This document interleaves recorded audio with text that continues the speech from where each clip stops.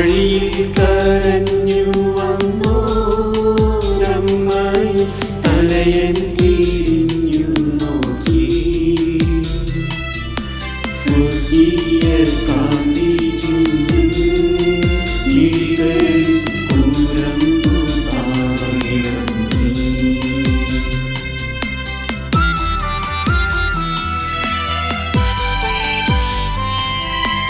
ആരോടു നിന്നെ ഞാൻ സാമ്യപ്പെടുത്തും കടലത്തിങ്കടലേ.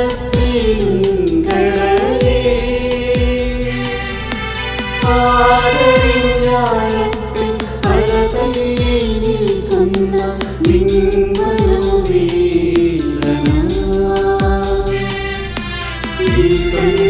നീരാൻ കഴുകേടതെന്നിൽ പതിയുന്ന മാലിന്യമെല്ലാം. നാലാം സ്ഥലം. ഈശോ വഴിയിൽ വച്ച് തൻ്റെ മാതാവിനെ കാണുന്നു. ഈശോ മിശിഹായേ, ഞങ്ങൾ അങ്ങയെ കുമ്പിട്ട് ആരാധിക്കുന്നു. എന്തുകൊണ്ടെന്നാൽ വിശുദ്ധ കുരിശിനാൽ അങ്ങ് ലോകത്തെ വീണ്ടും രക്ഷിച്ചു. കുരിശുയാത്ര മുന്നോട്ടു നീങ്ങുന്നു. ഇടയ്ക്കു സങ്കടകരമായ ഒരു കൂടിക്കാഴ്ച. അവിടുത്തെ മാതാവ് ഓടിയെത്തുന്നു. അവർ പരസ്പരം നോക്കി.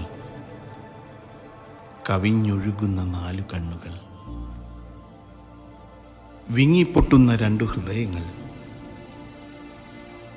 അമ്മയും മകനും സംസാരിക്കുന്നില്ല. മകന്റെ വേദന അമ്മയുടെ ഹൃദയം തകർക്കുന്നു.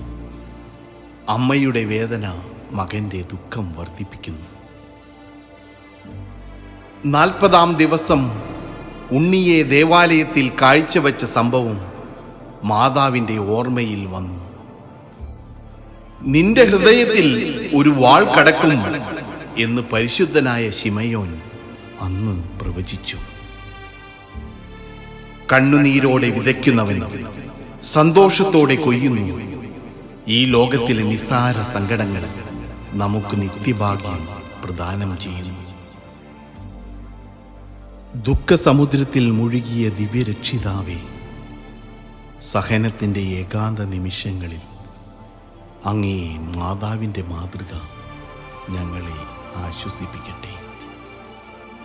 അങ്ങയുടെയും അങ്ങേ മാതാവിൻ്റെയും സങ്കടത്തിന് കാരണം ഞങ്ങളുടെ പാപങ്ങളാണെന്ന് ഞങ്ങൾ അറിയുന്നു. അവയെല്ലാം പരിഹരിക്കുവാൻ ഞങ്ങളെ സഹായിക്കണമേ. കർത്താവേ, അനുഗ്രഹിക്കണമേ. പരിശുദ്ധ ദൈവമാതാവേ, ക്രൂശിതനായ കർത്താവിന്റെ തിരുമുറിവുകൾ എന്റെ ഹൃദയത്തിൽ പതിപ്പിച്ചുറപ്പിക്കണമേ.